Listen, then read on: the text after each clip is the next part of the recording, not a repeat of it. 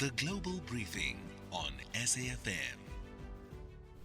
Well, we start the global briefing in Vienna. Although this announcement was made from Abu Dhabi, the United Arab Emirates today formally walks out of OPEC and OPEC Plus. It's ending decades of membership. The Emirates says it wants to produce more and faster, 5 million barrels a day by next year. That's according to Al Jazeera.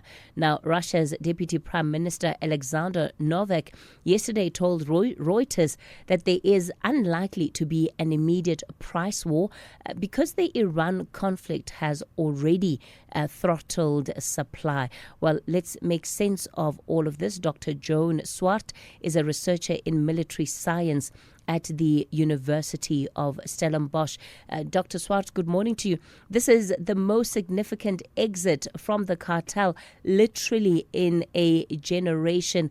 Perhaps unpack for us what the full impact and implication of it will be. Yes, thank you. Good morning, Kathy. It's great to be here. So this has been kind of a quiet, but it's, as you said, a significant weakening of OPEC, which is, of course, one of the world's most important economic coordination mechanisms, like a cartel. They operated together then to decide how much their members should produce in terms of crude oil, and thereby setting the global price. So, as you said, the UAE is exiting OPEC effective today. And you mentioned that this is very significant in the last decade or so. But just to add, that Angola actually exited in late 2023. Now, their production is very much less. So it's about 1 million barrels a day, where you mentioned the UAE at 5. I've got them at a little bit less, 3.3, but it does differ. So my numbers are from 2024. And as you rightly said, that there will be no immediate price war because of the war in Iran and the problems in the Strait of Hormuz. So at the moment, this morning, Brent crude futures is trading at $112 a barrel, where just 2 months ago, just before the war started, it was at 60. So this is already very significant. So immediately, in the immediate implications will be that OPEC will lose their internal cohesion, and this friction has been coming for a while. So the UAE basically chose their independence over coordination. They think that they can produce more if they're outside of this cartel or alliance.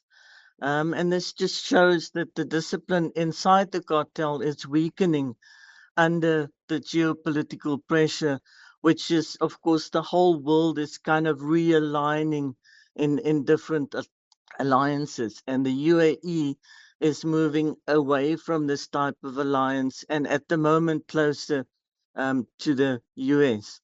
So there is a growing divergence among producers.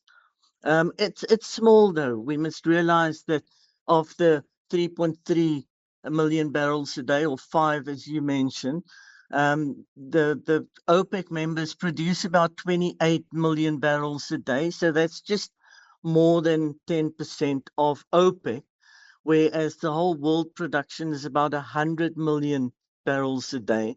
So that's 5% of the total production of crude oil per day. But in the longer term, we do expect a little bit more volatility and less central control. Yeah, thanks for that, Joan. And that 5 million is the target that they've set for themselves in the next year, Yes. that they want to reach Yes. 5 million in the next year. Staying and speaking of the U.S. in Washington, President Donald Trump has said via social media that the U.S. is reviewing whether to draw down thousands of American troops that are stationed in Germany. Now, that seems to have sent shockwaves through NATO, Berlin and Brussels. What is the significance of this if the American troops were to leave Germany? This is also coming for a while. I mean, NATO, there's been rumblings far before the war in Iran. Things that Trump said, especially from the start, from just more than a year ago, a year and a couple of months ago, since he started his second term.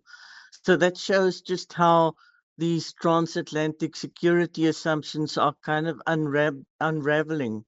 Now, this is at the moment a little bit of a nothing burger, but it can have implications. So Merz has criticized aspects of the US policy, and Trump, being Trump, fired back on social media saying that if that's the case, they'll reduce troops.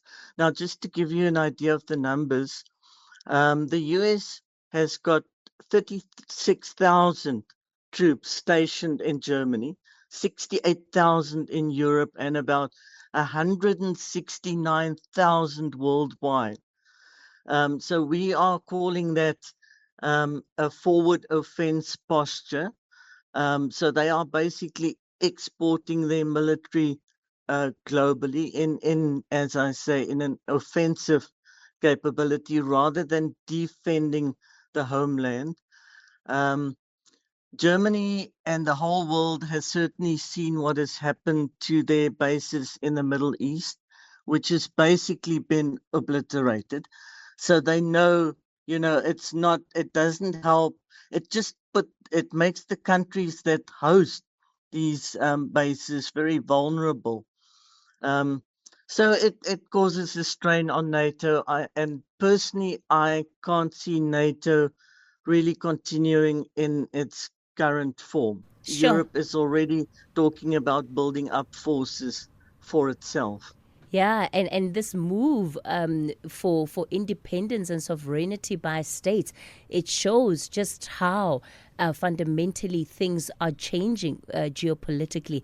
And then we'll end it Yes. off with this, Joan. In Beijing, an interesting new ban on the sale of consumer drones in the capital. That's going to be taking effect today. People will now need permits in order to fly drones. Why have they gone in this direction? Well, it's less about drones itself, and it's more about securitizing everyday technology. So this is interesting, but it's also not unexpected because there has been a widespread global tightening on the use of private drones. So as we know, drones are easy to acquire, to weaponize, to use, to conceal. And we've seen examples of criminal use used by foreign states, like recently the attack on President Putin's residence inside of Russia.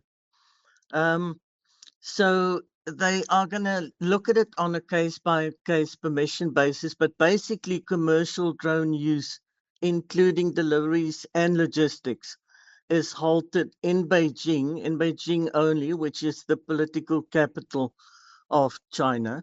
So this just reflects a broader shift where um, civilian technologies are being absorbed into the security domain. So it's all about control and about security um, in the countries for their own benefit. Okay. Um, yeah. Dr. Joan Swart, we leave it there, researcher in military science at the University of Stellenbosch.